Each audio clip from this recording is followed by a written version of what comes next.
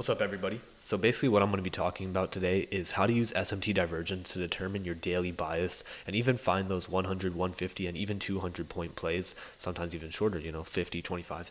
And basically using SMT divergence to help you determine a higher time frame bias so that you can take a lower time frame trade that that universally aligns with that higher time frame bias. So first off, I'm going to get into what exactly is SMT divergence. So on the left side, we're going to have NQ, and on the right side, we're going to have ES. So we have both the indices, right?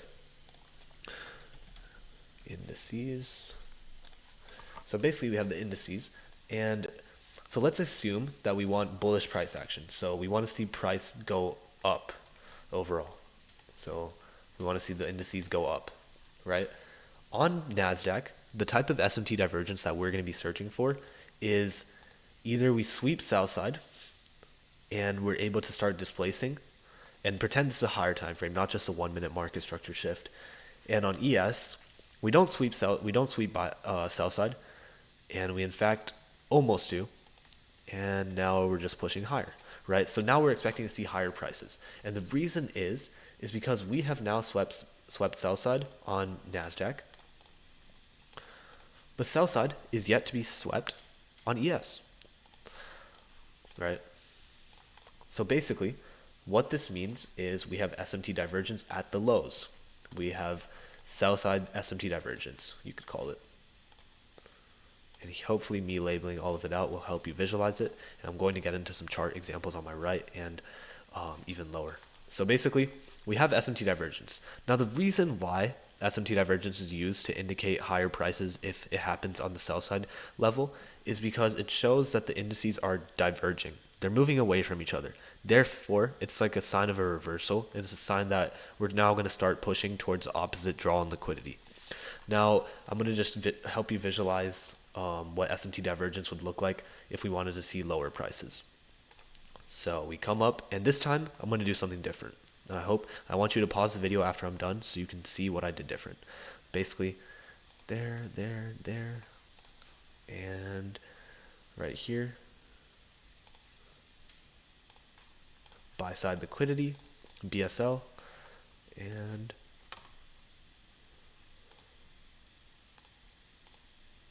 okay, wait, give me a second. And now we have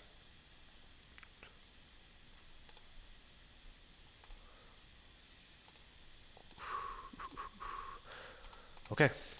So basically, we have swept Buyside Liquidity on ES. So now I want you guys to figure out what I did differently. Just take a moment, pause the video, and yeah. All right, 3, 2, 1. So basically what we did differently is it's proof that SMT divergence can work both ways on NASDAQ and ES. Right here, we formed SMT divergence with this high, right?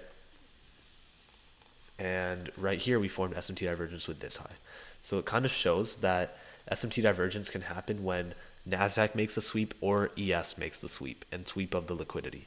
So one important thing to realize is when you have SMT divergence, you're always looking for that certain draw in liquidity.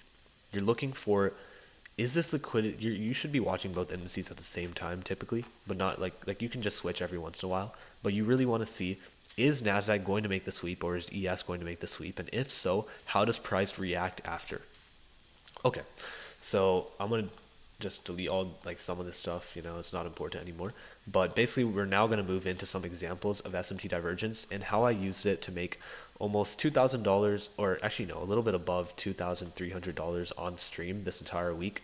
And I'm going to give you guys at least 3 or 4 examples of the overall market structure and how SMT divergence on the 15-minute time frame really helped me make money this week. So let's get into it.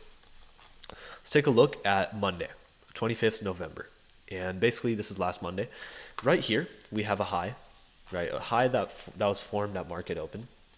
Well, pretty close to market open. Basically, we have this swing high. And one key thing to note is a swing high is when price has a lower candle to the left, higher candle to the right, and then lower candle to the right. And that's a swing high. And obviously a swing low is the opposite, right? So lower candle to the left, higher candle to the right. Yeah. So yeah, that is a swing high and that is a swing low. And basically you're going to be looking at how price reacts after forming this point and how price reacts after forming that point. So yeah, those are swing highs and those are swing lows. And basically what I like to do is I like to find out where they are on the 15-minute chart and how price reacts. So let's take a look at this high, right? It's formed at market open, and this is in the AM New York session, by the way. ES on my right. So let me actually just mark that out so you guys don't forget. Oh gosh. So NQ on my left, ES on my right. So basically, the indices diverge here. And I want you to pause the video and try and spot where exactly the indices are diverging. All right, 3, 2, 1. So basically, right here, ES on the 15-minute chart is able to come up and sweep these highs. Oh my goodness, it's going to be annoying. Okay, ES is able to come up and sweep these highs, right? So we have buy-side liquidity. And NASDAQ is unable to. NASDAQ is unable to, right? So we have the buy-side liquidity, and look at how much of a big gap there is between NASDAQ's price at the point of contention compared to the buy-side liquidity. And basically, what that means is we formed SMT divergence at these highs, so we can now draw that out and mark it out. And the reason why I would know that we formed SMT divergence is the way that we're able to reject lower. So let's actually analyze price on a 5-minute chart now and look at the displacement. Once I see that ES has strongly displaced just to catch this buy-side liquidity, and then it rejects further along with NASDAQ, then the next draw on liquidity is the target. So this opposing draw on liquidity right here, this sell side, and by the way, I trade NASDAQ, so I don't really trade ES at all because I don't like how slow it moves, but yeah. Now this opposing draw on liquidity is actually my target. And I did paper trade this live. I mean, not live, but I paper traded this to make $5,000.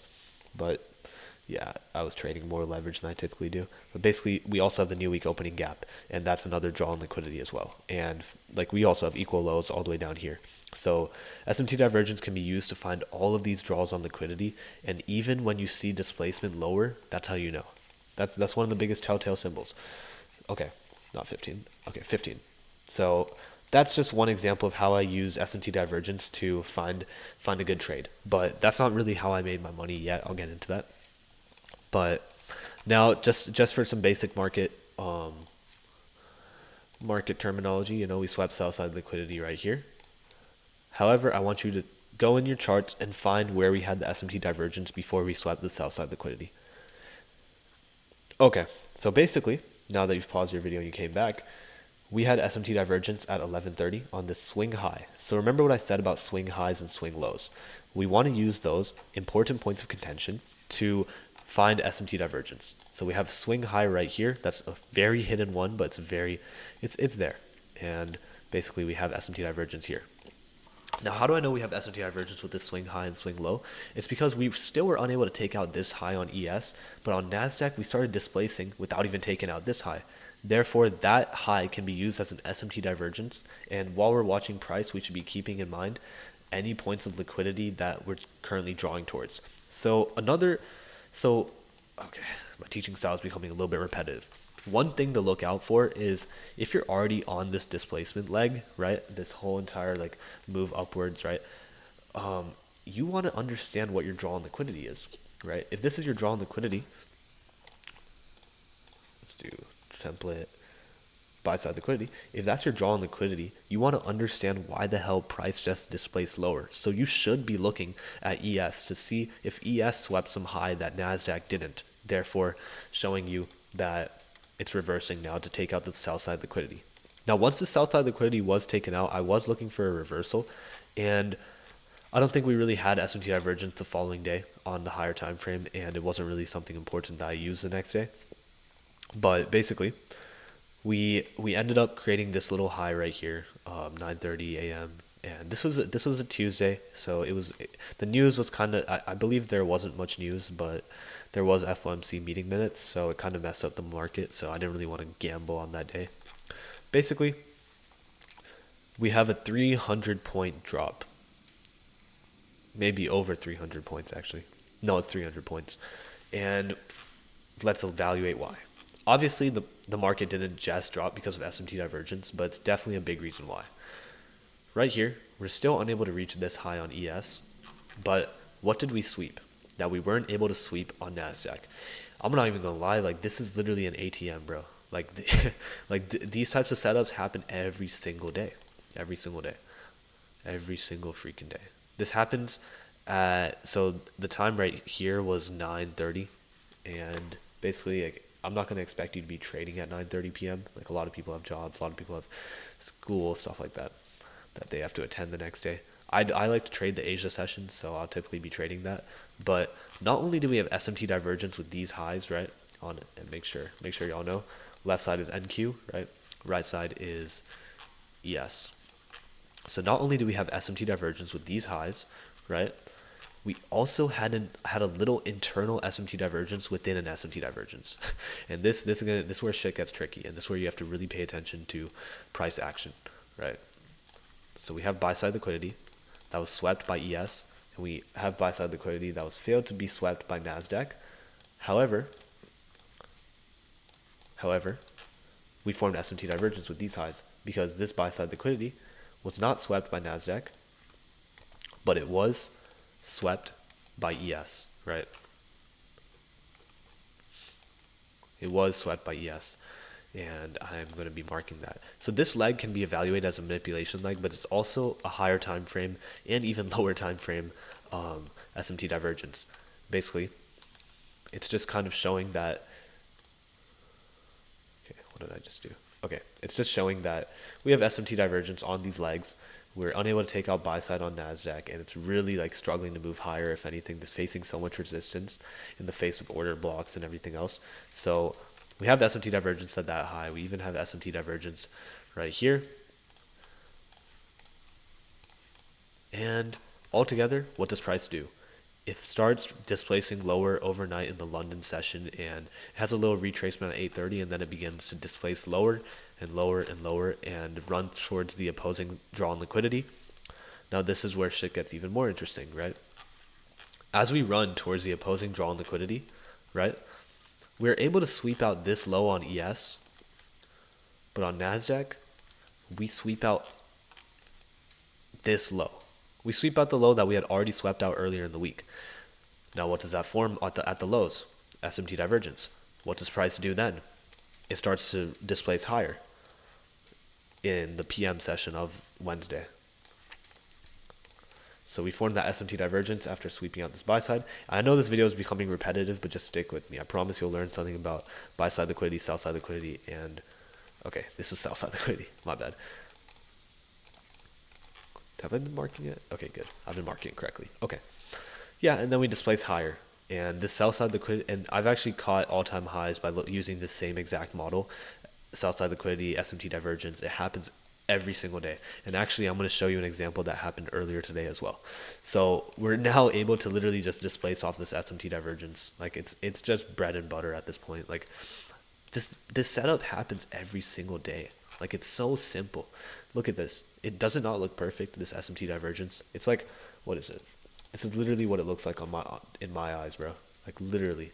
And then price, once the SMT divergence is formed, like boom, we just go up. We just go up. We just go up and up and up and up and up and up and up. So yeah, it's beautiful. I hope you guys learned about SMT divergence. I'm gonna give you guys one more example before I do head out. And this happened today.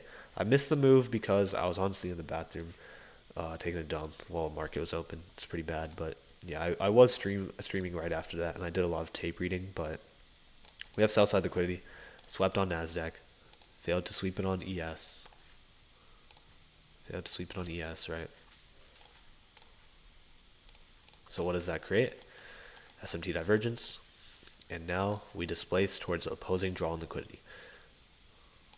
So SMT divergence, and finally SMT divergence. So yeah, we've covered 3 examples of SMT divergence, or actually not even 3. 1, 2, or yeah, 1, 2, 3, 4, 5. And 5 examples of SMT divergence. So I really want you guys to just go back in your charts and just study all these examples. And I'm going to write out the keywords that we learned today. Draw on liquidity. This is what I want you guys to remember after this. Opposing draw on liquidity. So you want to understand when price is starting to reverse, SMT divergence, and sell side and buy side liquidity. Okay, so just to sum things up, we have buy side liquidity, which is the biggest role. I mean, some buy side and sell side liquidity, which play the biggest roles in figuring out when there's SMT divergence actually occurring in the markets.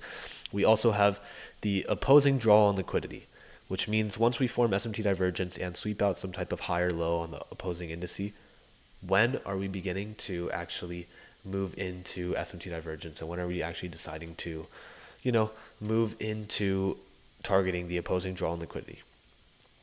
Price is all about finding out the draw on liquidity, and it's all about, using I mean, it's not all about using SMT divergence, but that's a big part of it. And I'm sure if you study your charts a lot, you'll be able to find so many more examples. And actually, I just found one just looking at my charts. But yeah, SMT divergence happens every single day. It even happens on the lower time frame. The example I just gave here, I probably wouldn't have really seen that on the. I mean, I would have seen it on the 15-minute chart, but I would have played it on the 1-minute chart. So always think about SMT divergence as something that we're looking for a reaction from price. Once we see the SMT divergence, right, we want to see displacement in the opposite direction, maybe a retest of a fair value gap or an order block, and then ultimately just displacing higher in our favor towards that opposing draw on liquidity. And that's going to be like some random place above price. I'm really glad that I was able to teach y'all SMT divergence today. Very thankful. Thanksgiving was recent, and I really do appreciate y'all tuning in. Please like, please subscribe, and definitely, keep learning. Go back in your charts, maybe give me feedback in the comments, and tell me how this video was for you. Tell me if you learned something. And I'm very glad that, was able to teach these 4 topics concisely. And I'm going to keep on doing more lectures like this. I've really enjoyed teaching.